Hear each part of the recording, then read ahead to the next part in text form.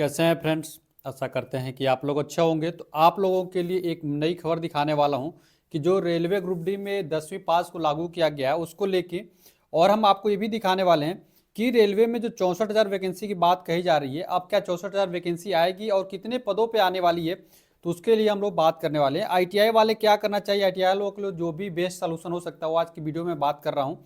तो आईटीआई वाली वीडियो को पूरी देखिएगा। आपके लिए एक अच्छी खबर भी मैं दिखाने वाला हूं कि आपके लिए कौन सी रेलवे ग्रुप डी से संबंधित कौन सी अच्छी खबर होने वाली है। और जब रेलवे में 1 लाख से 1.5 लाख के आसपास जब पद खाली हैं, तो मात्र 32,438 पद देने से क्या ही मतलब है। तो इसको हम लोग पूरा डिटेल में देखने वाले हैं। तो आइए हम लोग वीडियो को, ग्रुप डी की तैयारी कर रहे हैं तो रेलवे ग्रुप डी की प्रैक्टिस के लिए ये बेहतरीन बुक होने वाली है। इसमें 1 से लेकर 40 रेट डाले गए हैं और एक क्लियर पब्लिकेशन की बुक है। 2022 में जितने भी क्वेश्चन हुए हैं सारे क्वेश्चनों को इसमें समाहित किया गया है। इसके बाद अगली बुक मैं आपको दिखा रहा हूँ, सामान्य जानकारी और सामान्य विज्ञान की बुक है। 1996 से अभी तक जितने भी रेलवे में क्वेश्चन पूछे गए हैं 3,790 क्वेश्चनों को इसमें शामिल किया गया ऑब्जेक्टिव टाइप में।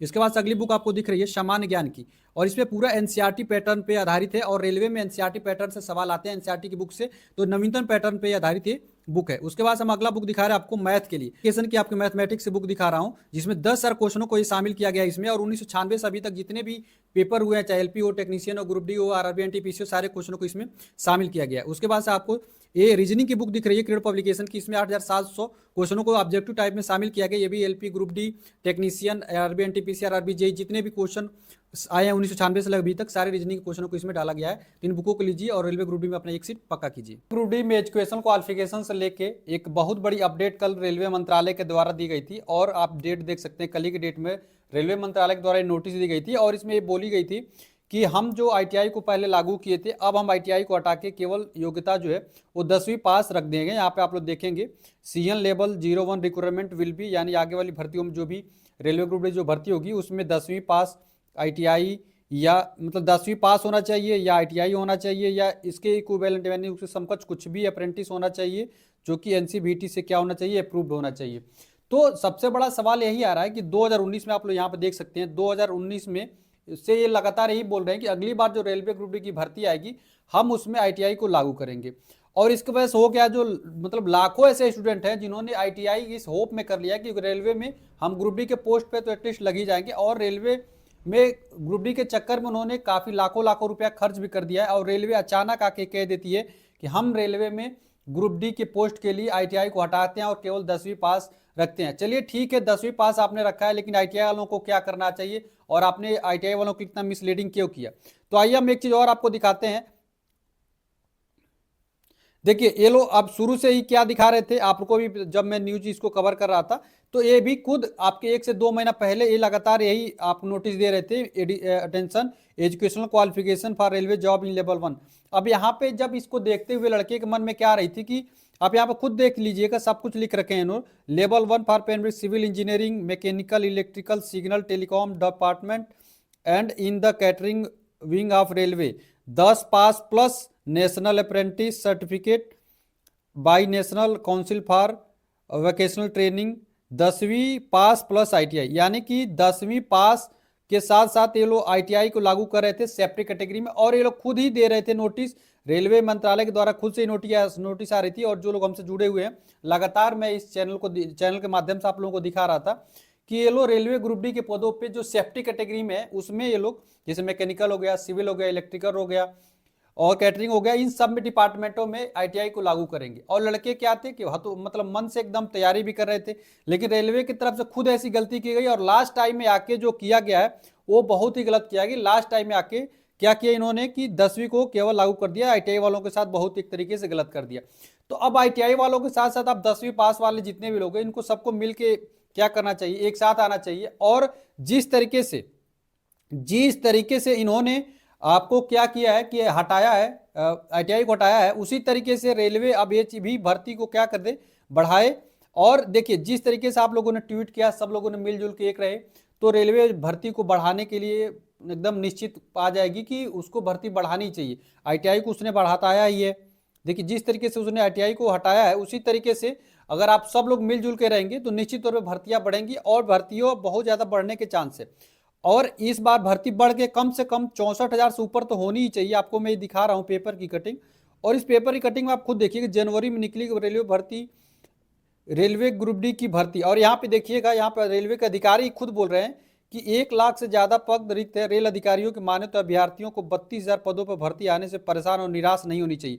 आप यहाँ पे खुद देख लीजिए कि पहले क्या होता, पहले रेलवे खुद कह रही थी कि हम आईटीआई को लागू करेंगे, और जब आईटीआई को लागू करने का अपने बातों से ही पीछे हट गई है, तो जहाँ पे तो खुद कह रहे हैं कि भाई वैकेंसी बहुत ज्यादा खाली है, निराश नहीं होनी चाहिए। इस भर्ती को पदों की संख्या कितनी बढ़ेगी भाई, पदों की संख्या बढ़ेगी, लगभग दुगुने पदों पर भर्ती की जाएगी। अब जब खुद ही वैकेंसी की बात ये लोग कह रहे हैं और दुगुना की बात करें, यानी कि 64,000 भर्ती बढ़ाने की अगर बात कर रहे हैं, तो निश्चित तौर पे अगर सब लोग मिलकर रहेंगे, सब लोग मिलकर प्रॉपर ट्वीट करेंगे और हमारे चैनल से सब लोग जुड़े रहेंगे।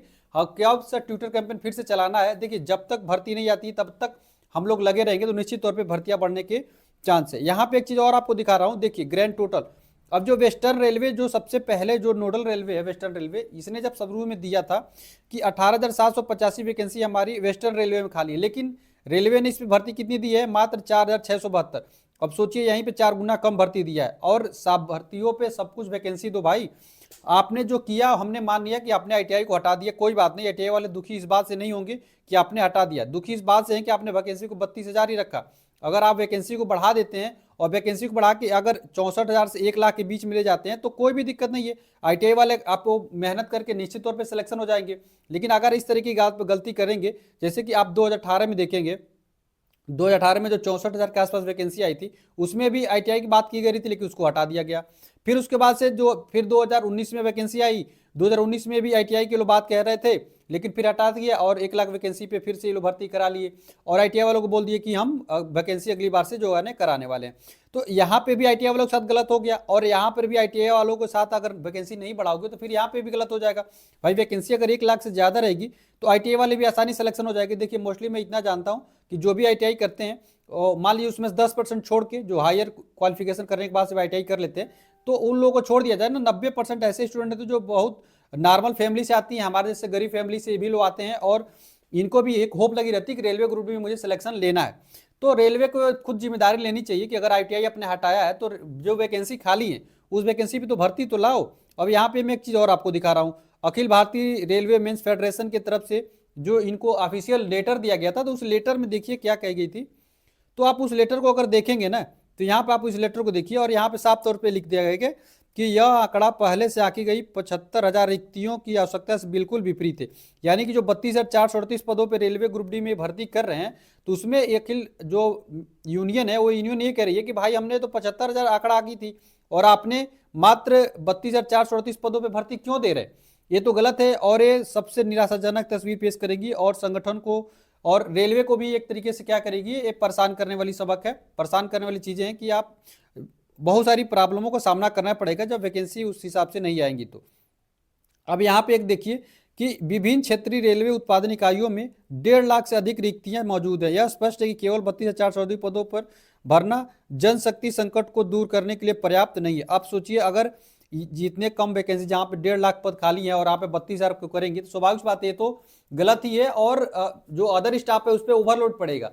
और आपके पास वैकेंसी खाली, और वैकेंसी खाली नहीं है तो आप भर्ती क्यों नहीं दे रहे हैं भाई। आपको 1 लाख से ऊपर वैकेंसी निश्चित तौर पे देना चाहिए। और आईटीआई वालों के साथ जो गलत हुआ है, आईटीआई वाले आप लोग परेशान होइए, वैकेंसी यदि बढ़ जाती है तो निश्चित तौर पे आपका भी फायदा होगा। 32,000 से जो आपको पहले मौका मिल रहा था कम सीटों पे, अब अगर 1 लाख से 65 से 1 लाख भर्ती हो जाएगी तो निश्चित तौर पे आपका भी फायदा हो ही जाएगा, आपको ज्यादा परेशान नहीं होना है। हाँ, लेकिन सब लोग मिलजुल कर रहेंगे, ये नहीं कि अगर आईटीआई वाले के साथ अगर 10 वाले नहीं देते हैं, भाई भर्ती सब लोग को चाहिए ना। अगर आप केवल 10वीं पास हैं, आप मान लीजिए केवल आप 10वीं पास हैं, तो आपको भी तो चाहिए भाई 1 लाख से 64 से 1 लाख से आसपास पद।